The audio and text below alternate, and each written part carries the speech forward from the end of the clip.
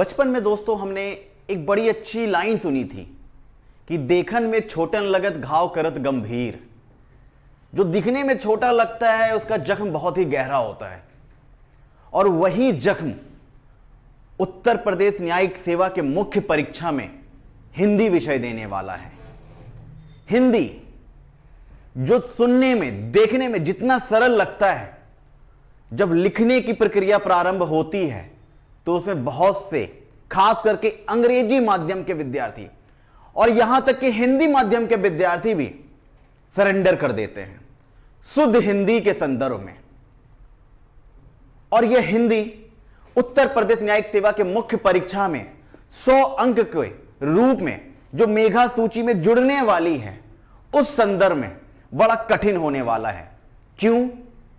क्योंकि इस बार हिंदी मेधा सूची में जुड़ने वाली है। मैंने क्या कहा? देखन में छोटन लगत घाव करत गंभीर। इसी जख्म की मरहम पट्टी करने मैं Prem Kumar, faculty Saint Peter's Law Academy, आज आपके सम्मुख आया हूं कि कैसे लिखे क्या निबंध, हिंदी का निबंध। सर लिख दूंगा, बड़ा आसान है। क्या लिखना है? बस जो आएगा लिख दूंगा। ये बड़ा सुनने में बड़ा आसान लगता है कि जो आएगा लिख दूंगा। लिखोगे कैसे? लिखोगे कहां से? आइडियाज कहां से लाओगे? क्या उसी तरह लिखेंगे कि गाय के 4 पैर होते हैं, 2 कान होते हैं, 1 आंख होती है, गाय दूध देती है, किसी किसी की गाय 4 लीटर देती है, किसी किसी गाय 3 लीटर देती है, मेरी वाली गाय 6 लीटर देती है। हो गया निबंध। 10 में से शायद आधा नंबर मिल जाए, वो भी एग्जामिनर की दया दृष्टि पर गई तो। लेकिन हिंदी बड़ा सरल है, बड़ा आसान है। बच्चे भागते हैं कि कैसे लिखूंगा। चाहे उत्तर प्रदेश न्यायिक सेवा हो, चूंकि इस बार मेधा सूची में अंक जुड़ने वाले हैं, बिहार न्यायिक सेवा का मुख्य परीक्षा क्वालिफाइंग हिंदी हो, उसमें भी 40 नंबर के निबंध आते हैं। तो सबसे बड़ा सवाल है, सर इस निबंध को लिखे कैसे? मैं आपको इसी वीडियो के माध्यम से, बहुत छोटे से वीडियो के माध्यम से बहुत बड़ी चीज बताने वाला हूं कि हिंदी में निबंध को लिखने का तरीका क्या है, अप्रोच क्या है। तो आइए जानते हैं उस अप्रोच को। टॉपिक कुछ भी हो, टॉपिक कुछ भी हो, कोशिश करें निबंध किसी भी तरीके से एनवायरमेंट पे आ सकता है, पर्यावरण से संदर्भित, विज्ञान एवं प्रौद्योगिकी, कोविड महामारी, बेरोजगारी, अशिक्षा, कुछ भी हो, टॉपिक कुछ भी हो, आपको 4 चीजों पे ध्यान देना है हिंदी के निबंध को लिखते वक्त। वो 4 चीजें क्या हैं? आइए, आपने अंग्रेजी में टेंस पढ़ा होगा, जिसको हिंदी में काल कहते हैं, present tense, past tense, future tense. चूंकि वो अंग्रेजी का विषय था, लेकिन इसकी भूमिका हिंदी में भी है। कैसे? देखते हैं। इतिहास क्या है? इतिहास। तो आपको जिस टॉपिक को भी आप सेलेक्ट कर रहे हैं, अपने निबंध को लिखने के लिए चयन कर रहे हैं कि मुझे इस टॉपिक पर लिखना है, चाहे वो विज्ञान एवं प्रौद्योगिकी से रिलेटेड हो, चाहे पर्यावरण से रिलेटेड हो, हर एक की अपनी पृष्ठभूमि होती है, एक बैकग्राउंड होता है, एक इतिहास होता है। तो आपको अपने विषय को चयन करने से पहले 5 मिनट लें। 5 मिनट लें कि जिस विषय का आप चयन कर रहे हैं, क्या आपको उसका इतिहास पता है, बैकग्राउंड पता है, उसकी आधारशिला आप तैयार कर सकते हैं।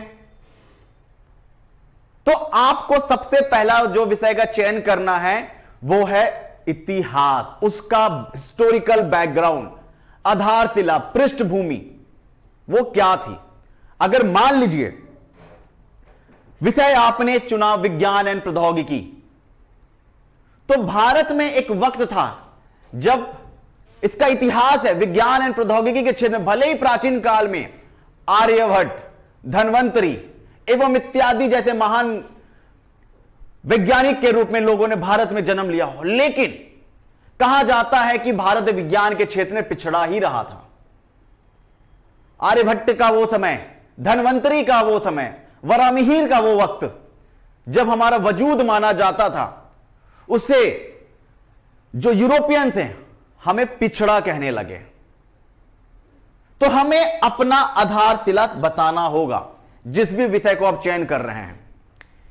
अगर विज्ञान एवं प्रौद्योगिकी है तो प्राचीन कालीन वो भारतीय स्वर्णिम युग जहां आर्यभट्ट, वराहमिहिर, धन्वंतरी जैसे लोगों ने जन्म लिया, जन्मभूमि, उसी जन्मभूमि को यूरोपियन ने अति पिछड़ा बताया और विज्ञान के क्षेत्र में भारत को सबसे पिछड़ी पंक्ति में रखा। तो आपको उसकी आधारशिला, उसका बैकग्राउंड तैयार करना होगा। Point number 1। पॉइंट नंबर 2, उसका वर्तमान क्या है? उसका वर्तमान क्या है? हमने पास्ट तो देख लिया कि हां उसका इतिहास ये था, उसका वर्तमान स्वरूप क्या है? अगर मैंने जैसे विज्ञान एवं प्रौद्योगिकी एक विषय उठाया था तो वर्तमान परिदृश्य क्या था? इसरो या विक्रम साराभाई स्पेस सेंटर है या DRDO निरंतर विज्ञान एवं प्रौद्योगिकी के क्षेत्र में अग्रसर है और आए दिन तरक्की की बुलंदियों को छू रहा है। एक वक्त था जब उन्हीं यूरोपियंस ने हमें पिछड़ा बताया था और अपने विज्ञान एवं प्रौद्योगिकी एलीट सोसाइटी से हमें गवार कह के, हमें अनएजुकेट कह के बाहर रखा था। और उसी इसरो ने एक साथ 104 सैटेलाइट को लॉन्च रख करके एक कीर्तिमान स्थापित किया। तो कैसे जो वर्तमान हमारा पास्ट जो कलंकित कर दिया गया था यूरोपियंस के द्वारा, हमारे इसरो ने उन्हीं यूरोपियंस कंट्री के कुल मिलाकर के 104 सैटेलाइट लॉन्च किए। सबसे सस्ता मिशन मंगलयान लॉन्च किया। लगभग मिशन चंद्रयान हमारा सक्सेसफुल था। तो कैसे हमारा जो अतीत कलंकित यूरोपियंस के द्वारा किया गया था, हमारे उसी 104 सैटेलाइट में उन्हीं यूरोपियंस के सैटेलाइट भी शामिल थे। और वो किया किसने? कीर्तिमान हमारे इसरो ने। यानी वर्तमान परिदृश्य कैसे प्रगति के राह पर अग्रसर है। फिर से जिसे भूतकाल में कलंकित कर दिया गया था, वर्तमान में वही अपनी ऊंचाइयों को फिर से छू रहा है। पॉइंट नंबर 2 क्या रहा? उसका वर्तमान, यानी कि उसका प्रेजेंट क्या है। पॉइंट नंबर 3, उसका भविष्य। उसका भविष्य क्या है? उसका फ्यूचर क्या है? निबंध को लिखने के वक्त आपको उसके भविष्य के एस्पेक्ट को भी सोचना होगा। अगर मान लीजिए आपने विज्ञान एवं प्रौद्योगिकी को चुना है, आगे वो कौन कौन से क्षेत्र हैं जिसमें हमें कार्य करने की जरूरत है। अभी जैसे तुर्की और इन क्षेत्रों में आए भूकंप में अगर कोई ऐसी तकनीक विकसित होती, जैसे मैं एक एग्जांपल देना चाहूंगा, नेत्र जो ट्रेन के एक्सीडेंट को लेकर के विकसित किया गया था। नेत्र वो प्रौद्योगिकी थी जिसके माध्यम से ट्रेन के उसी पटरी पर आगे चल के कौन सी ट्रेन कितनी दूरी पर है यह सूचित करेगा और ट्रेन में ब्रेक लगेगा, ट्रेन रुक जाएगी। दुर्घटना के क्षेत्र में कैसे कम करने के लिए एक प्रयास किया गया।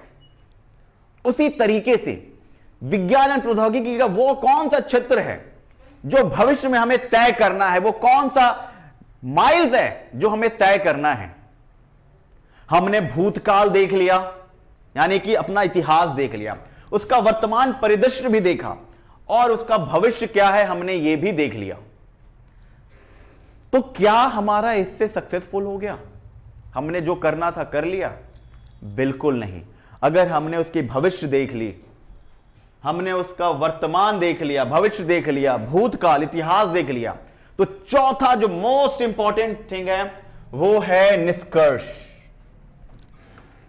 जिसको आप इंग्लिश में कंक्लूजन भी कह सकते हैं, कि आपने जिस विषय का चयन किया है उसका निष्कर्ष आप क्या दे सकते हैं।